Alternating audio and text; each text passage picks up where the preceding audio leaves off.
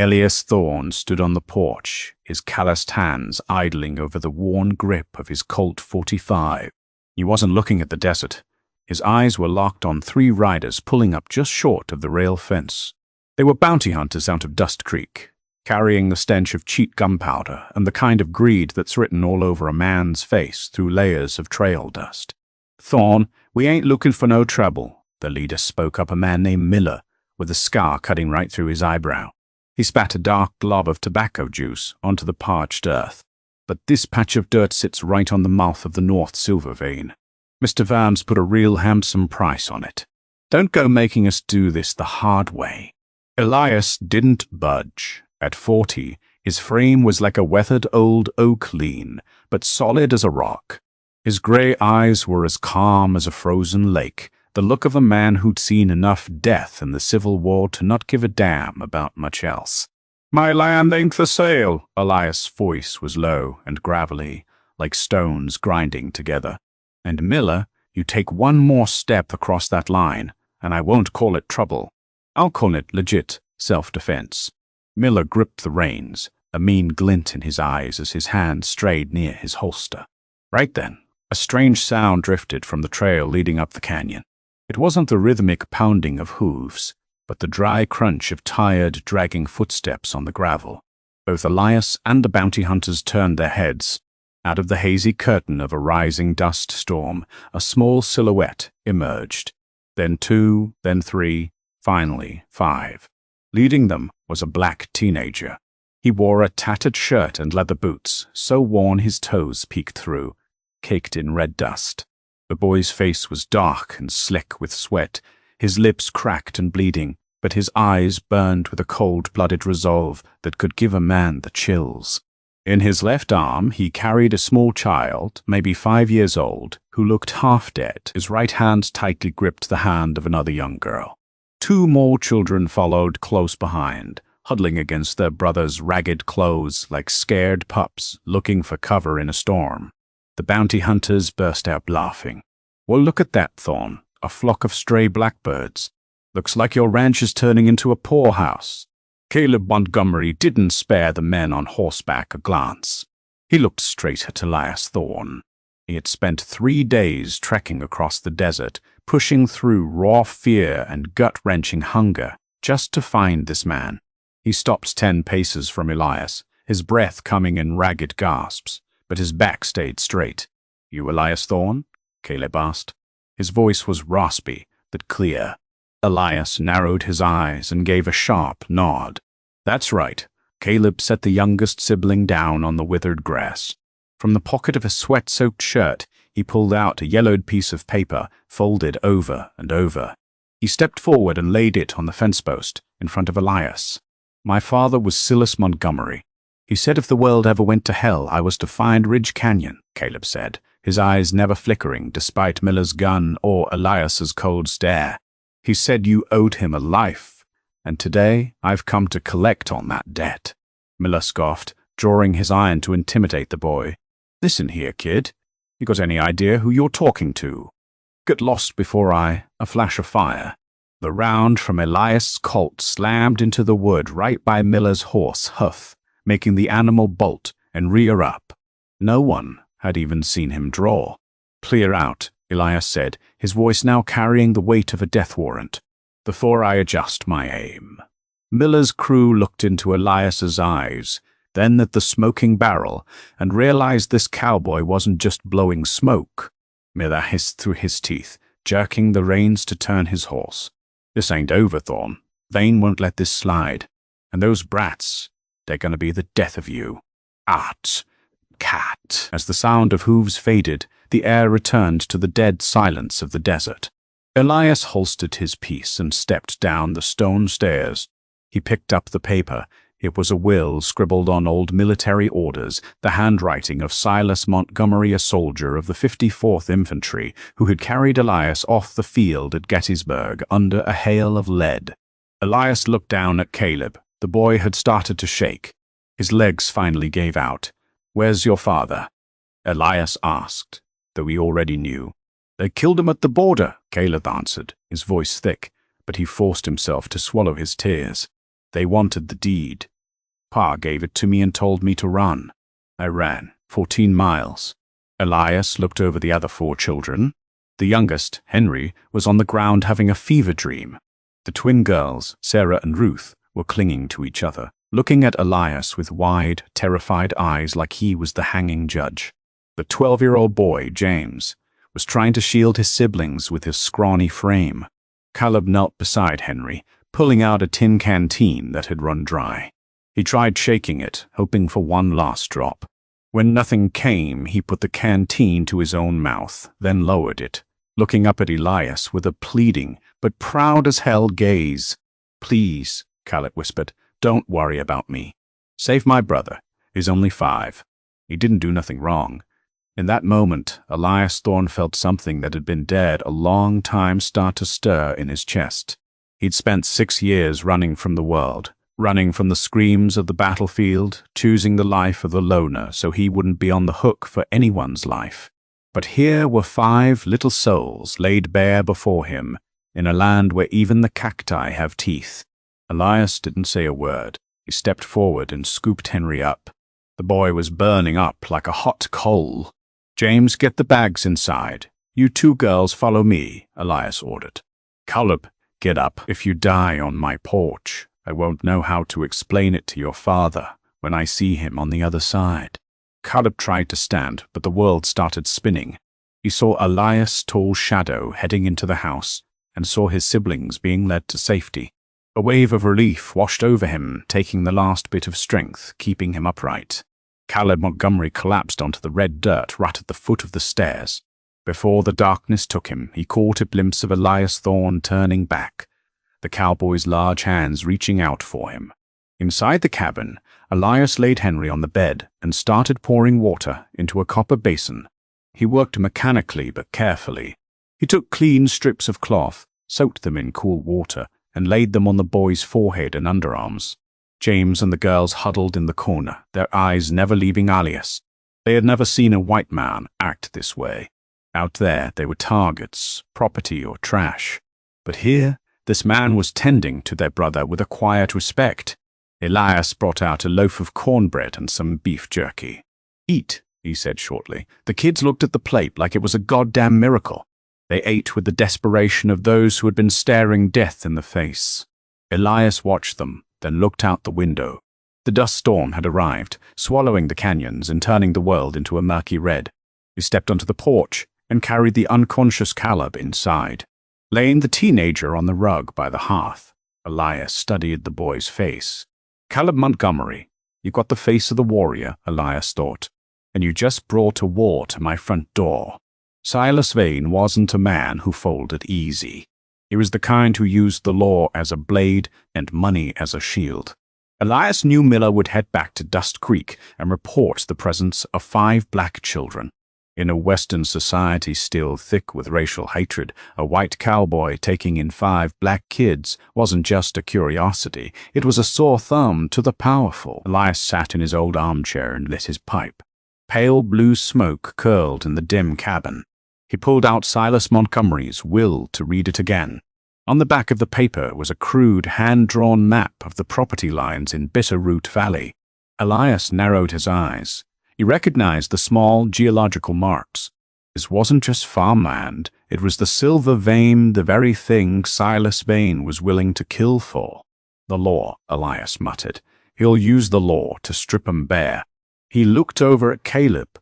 The boy had started to stir, his breathing steadying. Elias knew that by morning, when the dust settled, the cold, hard truth would come knocking again. He wasn't a free agent anymore. He had chosen to stand guard over a treasure he hadn't even fully realized was this damn dangerous.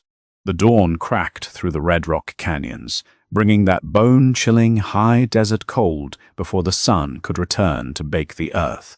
Elias Thorne blew out the oil lamp as the wick sputtered dry, his joints popping like dry kindling as he stood up from his armchair. Caleb had been awake since midnight, sitting with his back against the timber wall. His eyes were heavy with dark circles, but sharp as a tack, watching Elias's every move with the wariness of a small animal that had dodged one too many traps. "Henry's pulled through the worst of it," Elias said, his voice raspy from lack of sleep, nodding toward the boys sleeping soundly under a wool blanket. But our troubles are just getting started. Hannah looked down at his rough hands, where the grit-cut scratches had begun to scab over. Miller coming back? He ain't just coming back. He'll be carrying a warrant or some paper with a court seal on it. Elias stepped toward the wooden table where Silas Montgomery's map still lay. In Dust Creek, Silas Vane don't use a gun to steal land. He uses the law. He's a lawyer, Caleb. He knows how to turn an honest man into a criminal with nothing but a few lines of ink and a fancy stamp. That Khaled stood up, wobbling for a second before finding his footing. Said you were the squarest man he ever knew. That's why he sent us. Elias paused, a faint ghost of a smile touching his weathered face. Justice is a high-priced luxury out here in the West, kid. Sometimes it costs blood to buy it. Less than 3 hours later, Elias's gut feeling turned into plain fact. The rhythmic drumming of hooves echoed up the only trail into the ranch. This time it wasn't just 3 bounty hunters. Leading the pack was the local sheriff, Grady, a pot-bellied man with a silver star pinned to his chest that caught the sun, riding alongside Silas Vane. Vane didn't look like a killer. He wore a fine wool suit and a silk-string tie, riding a white horse so clean it looked out of place in this godforsaken dust. He had a smooth face and a permanent smile, the kind of grin that made Elias think of a rattlesnake about to strike. Elias stepped out onto the porch. His Colt stayed in leather, but his fingers hovered near the grip. Caleb and James stood by the window inside, watching in silence. "Thorne!" Grady hollered, reining in 10 yards from the porch. "I got a complaint here from Mr. Vane. You're holding 5 minors against the law. Mr. Vane here is their only kin and has legal guardianship." "Kin?" Elias arched an eyebrow, looking straight at Vane. "I don't see much family resemblance between a slick lawyer and some poor kids who had to trek 14 miles to outrun the hired guns you put on them." Vane spoke up, his voice smooth as honey but cold as January frost. "Blood is blood, Mr. Thorne. Caleb's father, Silas, was a distant cousin of mine. I have the papers to prove it. Keeping them out here in the middle of nowhere without a doctor or proper security is neglect. Under Arizona territorial law, I have the right to take them back to Dust Creek for their own good.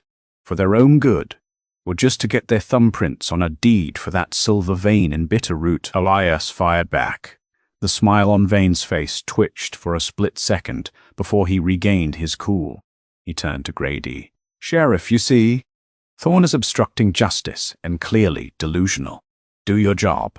Grady dismounted, hand on his holster, and started toward the steps. "Step aside, Thorne. Don't make this ugly. You know I don't want to pull iron on a veteran. Grady, you set foot on these stairs without a legal search warrant, and you're trespassing," Elias said, his voice dropping an octave but carrying. "Under Section 4, Clause 2 of the Territorial Code, a man's got the right to defend his home against any unauthorized entry without a judge's signature. You got that paper on you?" Grady froze. He cut a look at Vane. Vane gnashed his teeth and whispered something. It was clear they hadn't had time to forge or fetch a formal warrant that fast. They'd hoped the sheriff's badge would be enough to buffalo the old cowboy. "We'll be back with that warrant," Vane said, spurring his horse forward a step. "And when we do, Thorne, not only are the kids coming with us, but you're going to rot in a cell for kidnapping. I'll make sure you waste away in the state pen." The group wheeled their horses and rode off, leaving a cloud of dust. Elias stood on the porch until they disappeared behind the canyon. He turned inside to find Caleb standing there, his knuckles white from clenching his fists. "We can't wait for him to come back," Elias said. "James, help your sisters pack the essentials. Caleb, come to the barn." Inside the barn, smelling of hay and old leather, Elias pulled a wooden chest from under a pile of straw. Inside was a stack of old books and legal papers he'd studied during his years in hiding. He handed Caleb a small, black, leather-bound book. "This is the Arizona Territorial Code," Elias said, dead serious. "He's using the law as a weapon. We gotta fight fire with fire. From here to Dust Creek, You're going to memorize every part I've marked about guardianship and inheritance. You ain't just a runaway kid anymore, Caleb. You're going to be your sibling's legal shield in a court of law. Caleb took the book, his fingers trembling as they brushed the thin pages. Can I really do this? They won't listen to a kid like me. They'll have to listen if you speak their language. The law is the only thing men like Vane fear when it's handled right, Elias said while throwing a saddle on his horse. We're heading back to your father's old place in Bitterroot. Why? It's all burned down, Caleb said, stunned. We need the original survey of that silver mine and the formal will. What you got is just a hurried copy, Elias explained, his eyes sparking with a sharp intensity. Vane wants that land for the silver, but he can only mine it if he has the legal title.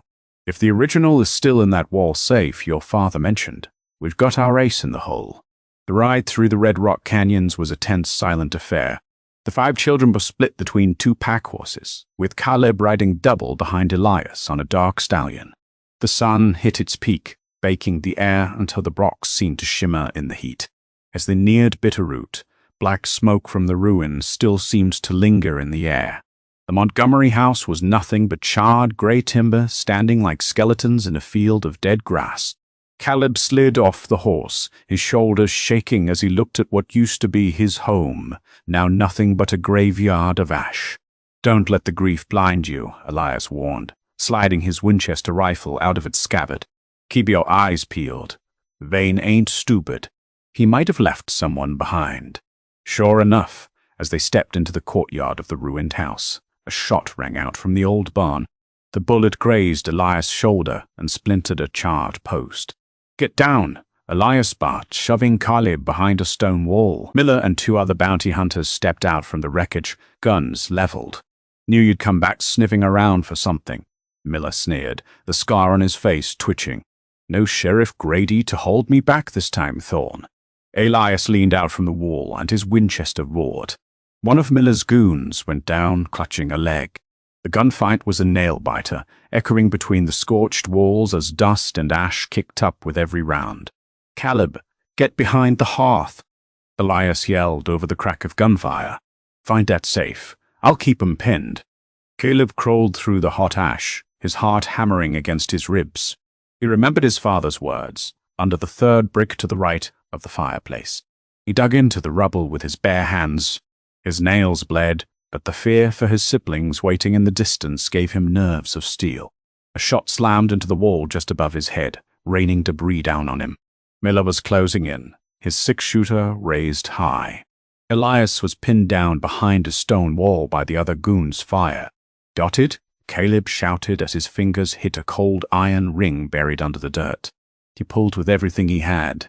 A small compartment popped open, revealing a shiny tin tube untouched by the fire.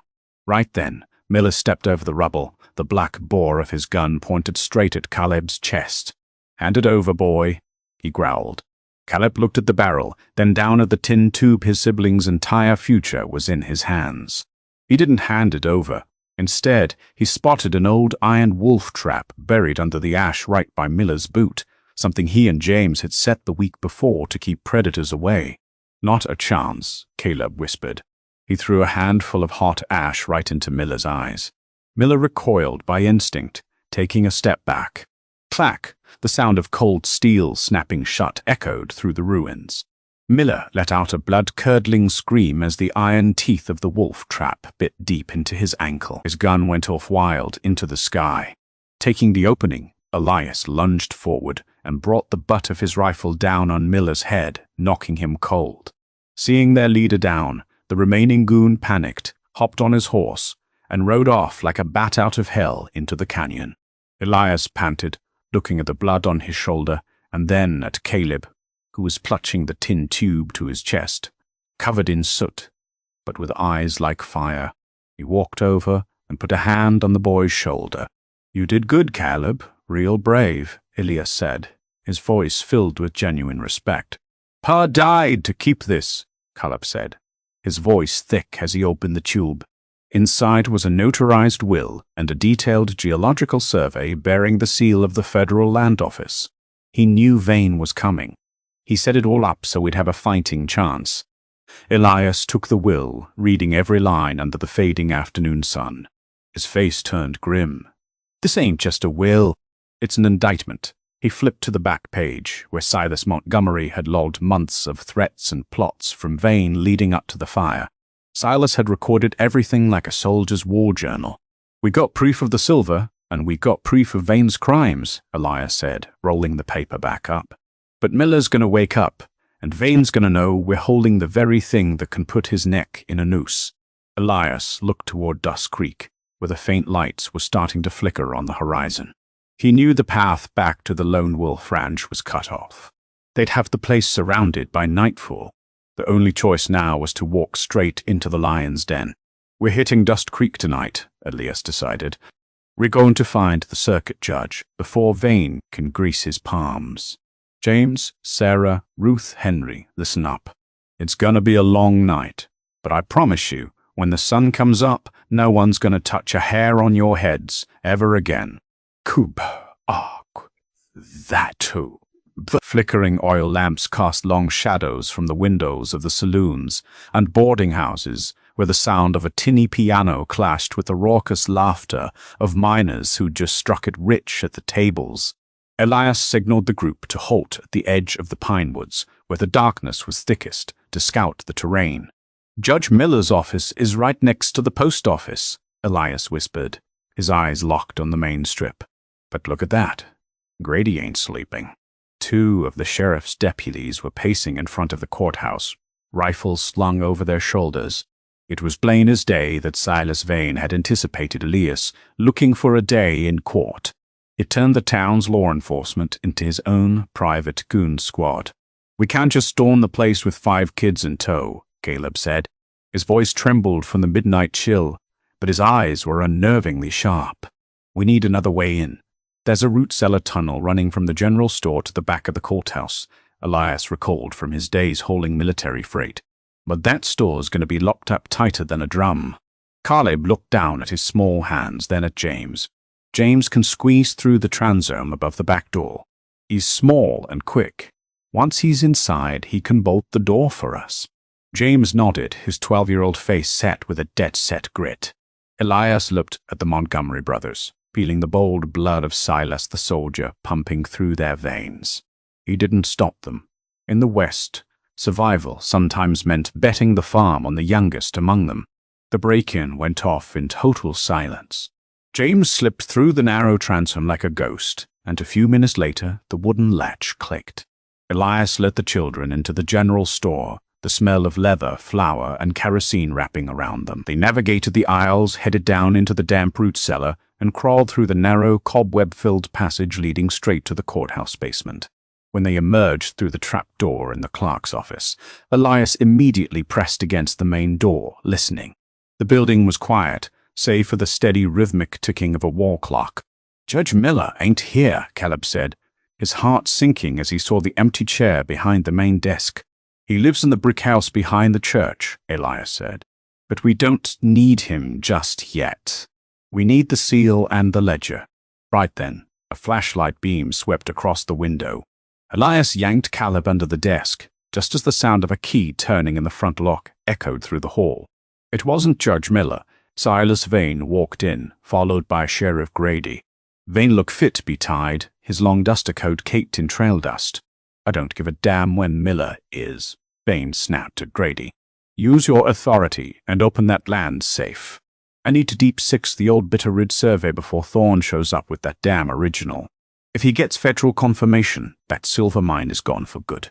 "The Mr. Vane messing with land records is a federal rap," Grady hedged, his voice shaking with clear-cut yellow streaks. "I'm the law in this town, Grady." Vane slammed his hand on the desk, the sound booming in the empty room.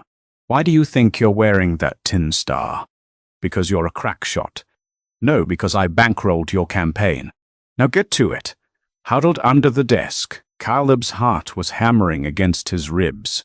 He looked at Elias, who was slowly drawing his Colt, but Caleb placed a hand on his arm, signaling him to hold his fire. He whispered in Elias's ear, "Don't shoot. We need this confession."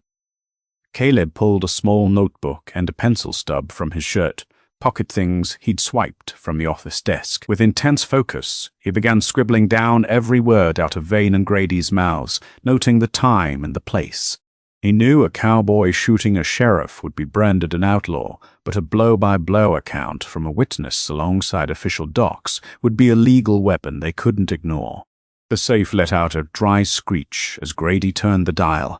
Vane snatched up the files, flipping through them like a madman. Here it is. Bitterroot, Lot 42. Give me that light. He pulled a sheet out and struck a match. A small flame flared up, casting a yellow glow on the lawyer's greedy, crooked face. Hold it right there, in the name of the law. The voice wasn't Elias's, but a gravity, commanding boom from the stairs leading to the second floor. Judge Miller stepped down, carrying an oil lamp and a double-barreled shotgun. Turns out he'd been sleeping in his chambers to prep for the morning's docket. Vane froze, the match burning down to his fingers until he dropped the paper onto the stone floor. Judge, We were just checking the security after that mess at Thorne's place. Checking security by burning records, Silas. Miller narrowed his eyes at the scorched paper on the floor. I've heard enough. Grady, holster that iron right now. Elias finally stood up from his hiding spot, his gun leveled at Vane. Caleb and James stepped out too, Caleb holding up his notebook. Judge, this here is a record of Mr. Bass. Vane's plot to destroy evidence, Caleb said, his voice ringing out clear as a bell. And this, he opened the tin tube, pulling out the original will in the Federal Survey, is why he wanted to burn this room down. Judge Miller took the papers, inspecting the federal seal with a practiced eye. Vane went pale as a sheet, backing away, his eyes darting for a bolt hole. Silas Vane, you're disbarred and under arrest for conspiracy to defraud, destruction of public records, and attempted land grabbing, Miller declared. Grady, if you've got an ounce of honor left in that badge, cuff him.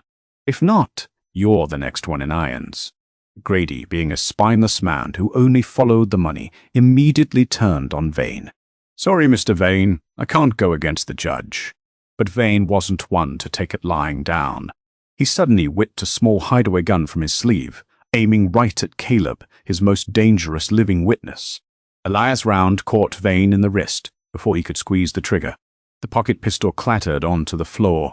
Vane slumped down, clutching his bloody wrist and screaming blue murder.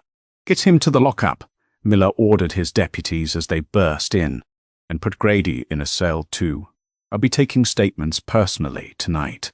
The room went quiet again. Judge Miller looked at the 5 children, then at Elias Thorne. He sighed, placing a weathered hand on Caleb's shoulder. Son, you did something most grown men in this town wouldn't have the stomach for. You used your head and the truth to stare down the devil. I just did what my pa and Mr. Elias taught me, Caleb replied, humble-like. Thorne.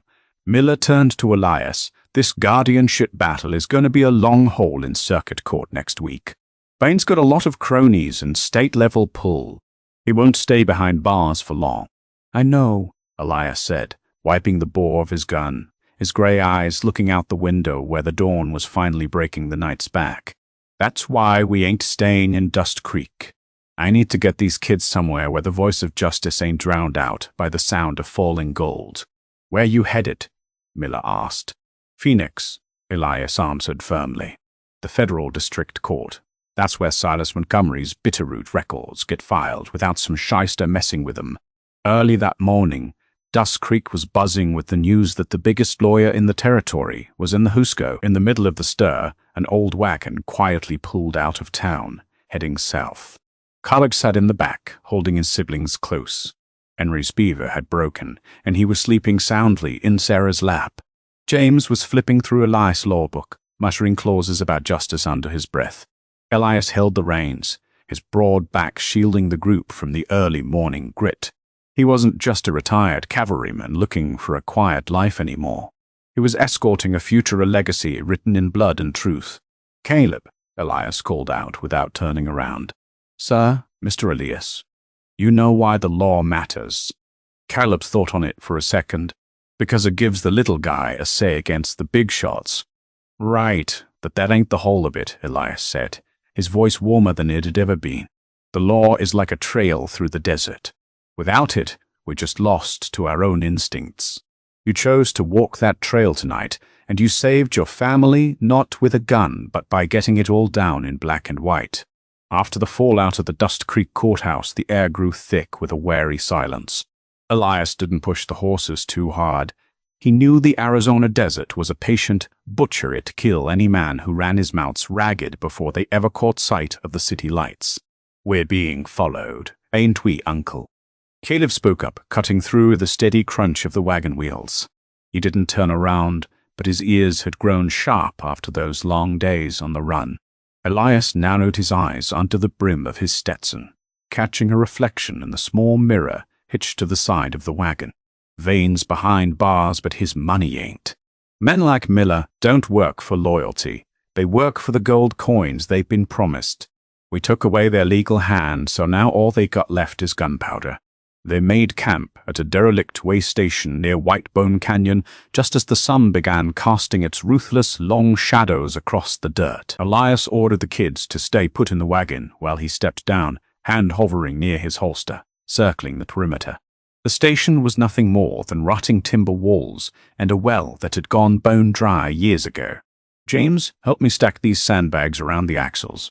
You little ones, hunker down on the floorboards, and don't you dare look up, no matter what you hear," Elias barked with the tone of a battlefield commander. Right then, from a cluster of giant saguaros about 200 yards out, a glint of metal flashed. A rifle round tore through the air, slamming into the wagon frame just inches from Caleb's head. Elias lunged instantly, tackling Caleb to the ground and shoving him behind a large boulder near the well. "Sniper," Elias bellowed. They got at least 2 shooters to the northwest. The ambush was savage. Miller, the bounty hunter with the scarred face, had managed to escape the wolf trap and was now hell-bent on revenge. He and his crew weren't looking to take anyone alive anymore. They wanted to wipe out every shred of evidence along with the last of the witnesses. The Winchester fire was deafening, echoing off the canyon walls like claps of thunder. Elias pressed his body into the hot sand, his Colts spitting lead in steady intervals to keep them pinned. But he knew he was behind the 8-ball. Ammo was running low, and he was trying to shield 5 kids in the middle of a shooting gallery. "Caleb!" Elias yelled over the whistle of bullets. "Look at that old drainage ditch to your right. It runs deep and goes straight out the back of the canyon. You gotta lead your siblings through there. I'll draw their fire." "No, Uncle Elias." "You'll get killed," Caleb screamed, tears streaking through the red dust on his face. "Listen here." Elias turned and looked the boy dead in the eye, his gray gaze burning with absolute conviction. "You've got that tin tube and the notebook. Those are weapons more powerful than any gun I'm packing. If I go down, you keep running for Phoenix. Find the federal circuit judge. Promise me you won't let your father's legacy get buried in the sand." Caleb looked at Elias, then at James and the 3 little ones trembling in the wagon. He realized Elias's sacrifice was their only fighting chance. He nodded a nod that carried the weight of a grown man. Caleb gave a sharp whistle to James. The 2 brothers moved like clockwork, dragging Henry, Sarah, and Ruth down into the ditch.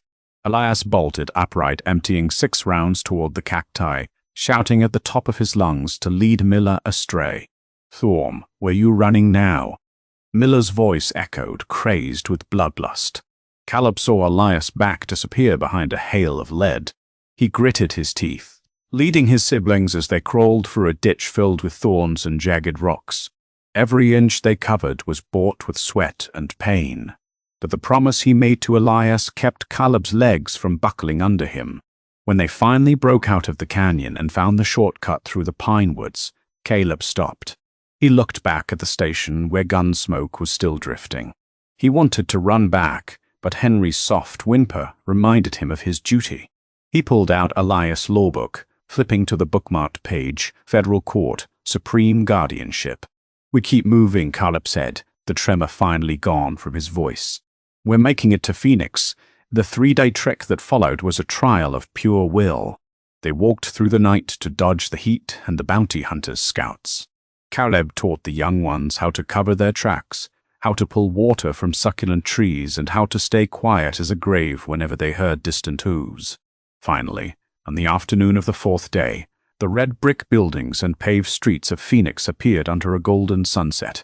Arizona's biggest city greeted them with a mix of hustle and cold indifference. Caleb, in his tattered clothes and soot-stained face, led the pack into the grand federal courthouse. "We need to see the federal judge," Caleb told the clerk, who was looking at them like they was something the cat dragged in. "Kid, this ain't no place for strays. Beat it before I call the law," the clerk waved him off. Caleb didn't flinch. He pulled the tin tube out and slammed it onto the marble desk. "I am Caleb Montgomery, legal heir to the Bitterroot silver vein. I have evidence of a murder plot and bribery by attorney Silas Vane, and I got a handwritten log of his confession." The clerk froze when he saw the federal seal on the tube. A moment later, a middle-aged man with silver hair and gold-rimmed spectacles stepped out from the back office. It was Federal Judge Harrison, a man known for being straight as an arrow and hell on anyone who twisted the law. "Step inside, young man," Harrison said, his voice low and steady. In an office smelling of old books and oak, Caleb laid it all out.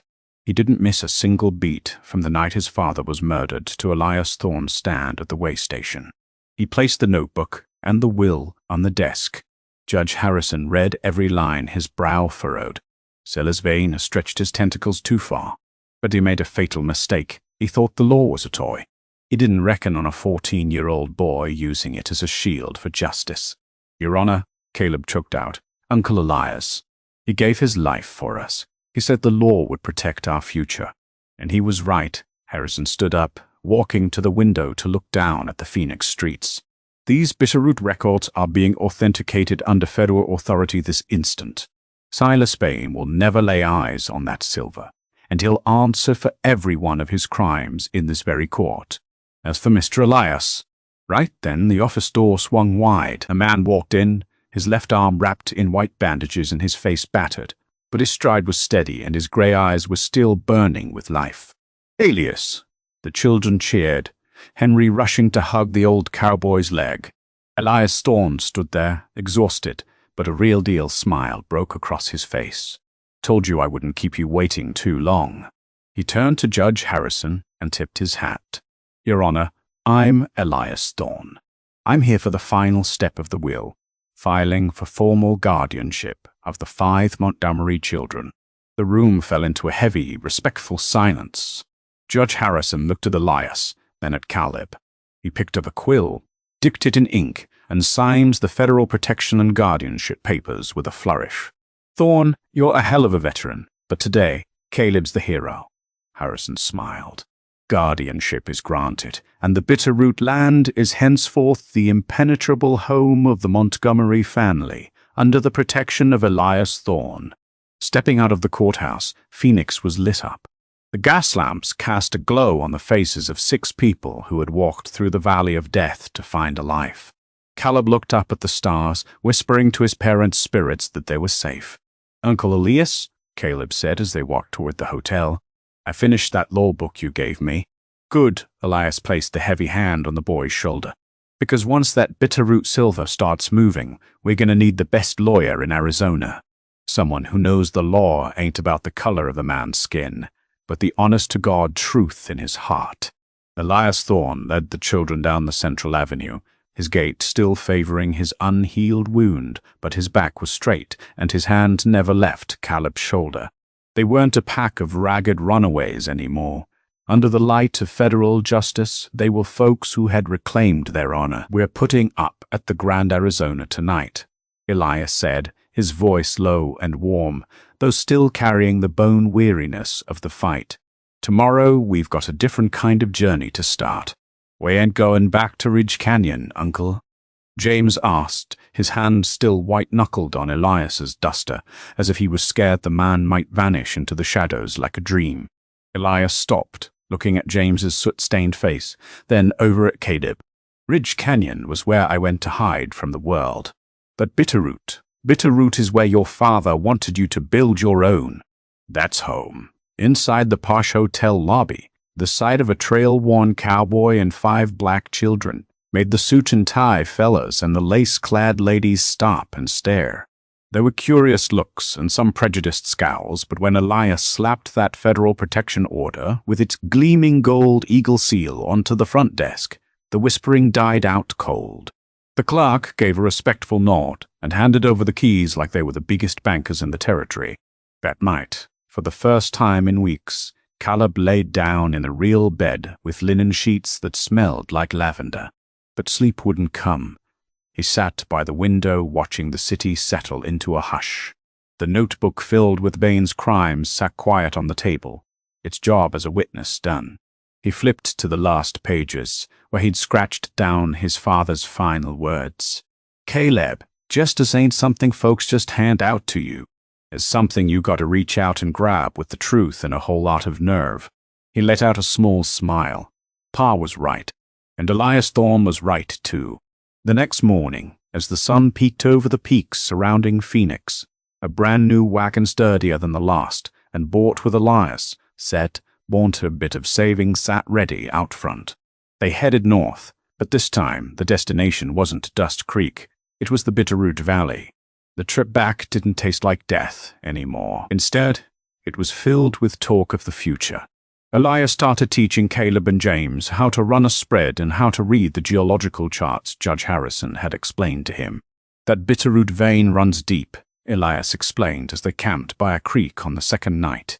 "It's going to take machinery and some serious backing. But more than that, it needs owners with a cool head and a warm heart." Silas Spain struck out because he only saw the silver. He didn't see the people. As they crossed into Bitterroot territory, the first thing they saw were plumes of white smoke from new houses being framed up. Word of the federal ruling had spread like a wildfire. The Montgomerys' old neighbors' folks, who kept their heads down under Vane's thumb, were starting to drift back. But there was one lone figure waiting for them right at the border of Lot 42. It was Miller. The bounty hunter didn't have a rifle in his hands. His ankle was wrapped in thick bandages, and he leaned heavy on a crutch. Miller stood there, his scarred face looking gray in the afternoon sun. Elias pulled the wagon to a halt, his hand instinctively dropping to his side. "I ain't here to scrap Thorne," Miller said, his voice raspy and stripped of its fight. Vane was sentenced to hang this morning in Dust Creek. Grady spilled his guts on every job they ran. "I just came to give this back." He held out a small wooden box. Caleb climbed down, approaching with caution. Inside was his father's silver pocket watch, the very thing Miller had lifted from Silas Montgomery's body on that fateful night. "I've done a lot of low-down things in my time," Miller said, looking at the dirt, unable to catch Caleb's eye. "But seeing a 14-year-old kid use the law to dismantle the slickest shyster in the West, I knew I'd lost something bigger than a gunfight. Keep it. It belongs to your pa." Miller turned away, limping off toward the trail. Elias didn't draw his iron. He just watched the bounty hunter's shadow fade into the dust. Sometimes the hardest rope to hang by isn't Hembit's, having to live with the shattering of everything you believed in. "Uncle Elias," Caleb whispered, pressing the watch to his chest, feeling the cold metal start to warm from his own skin. "Should we go after him?" "The law took care of Vane," Elias said thoughtfully. As for Miller, he handed down his own sentence the second he walked back here. "Let him go. We got more important work to do." They drove onto the main Bitterroot spread. The builders Judge Harrison had recommended had already started clearing the rubble. A new, sturdier foundation made of quartz rock was taking shape. The months that followed were an epic of hard labor. Elias Thorne became a father, a teacher, and a protector, stern but full of love. He taught James how to break the wild Arizona mustangs, and showed Sarah and Ruth how to keep the ranch's books. Henry, the youngest, followed Elias like a shadow, learning to read the signs of the land. As for Caleb, he spent most of his evenings by the oil lamp with stacks of thick law books that Judge Miller from Dust Creek would send over from time to time. He didn't just want to protect the silver. He wanted to master that language of truth that had saved his family's hide. One October afternoon, when the Bitterroot mine officially pulled its first load, they threw a small shindig on the grass in front of the new house. Federal Judge Harrison and Judge Miller were both there. In the middle of the party, Elias Thorne stood up, raising a glass of cider. He looked around the circle of family 5 black children, laughing, radiant, and full of life. He looked down at his own hands. The calluses from a life of gunplay had softened from a life of building. "Last year, when you kids knocked on my door," Elias said, his voice cracking just a bit with emotion, "I thought I was the one saving your lives, but standing here today, I see it was you who saved mine. You pulled me out of the dark hole of solitude and taught me that justice is worthless if you don't have a shred of common decency." Caleb stood up, stepping beside Elias. He was taller now, with the broad shoulders of a young man coming into his own. "Uncle Elias, my pa said you were the most trustworthy man around," Caleb said, his voice ringing out in front of the judges and the townspeople. "But you're more than that. You're living proof that the law ain't just ink on a dead piece of paper. It's in the way we choose to treat each other when nobody's looking." He pulled out a new sheet of paper, stamped by the Territorial Records Office. "Today, as the primary heir of the Montgomery family, I want to announce a decision. Half of the shares in the Bitterroot Mine are going into an educational fund for orphans and black children in Arizona. We got our justice, and we're going to make sure no other kid has to walk 14 miles through the desert just to find an open door." A roar of applause swept through the Bitterroot Valley, drowning out the wind whistling through the Red Rock Canyons. Judge Harrison smiled, clinking glasses with Elias. Karma had come full circle. Those who used the law for evil were gone, and those who honored it with their hearts had found their kingdom. That night, after everyone had cleared out, Elias and Caleb sat together on the porch steps of the new house. The Arizona desert stretched out before them, harsh and mysterious, but it didn't feel scary anymore. "You really set on being a lawyer, Caleb?" Elias asked, his eyes on the distant stars. "Yes, sir," Caleb answered firm. "I want to stand in those fancy offices in Phoenix or Washington not to make silver, but to make sure every time an orphan knocks on a door, they get a fair shake." Elias clapped his hand on the shoulder of the student and son he was proudest of. "Then let's get a move on tomorrow. It's a long road to Phoenix, but I'll be riding right alongside you." Under the silver moonlight, the shadows of the old cowboy and the young black man merged into the red earth. The story of the Montgomery siblings and Elias Thorne wasn't just a legend of the West. It became a hymn to the power of truth, the ultimate moral code, and a simple fact: when love leads the way and the law guards the gate, there ain't no desert too wide to cross, and no injustice that can't be knocked down for the count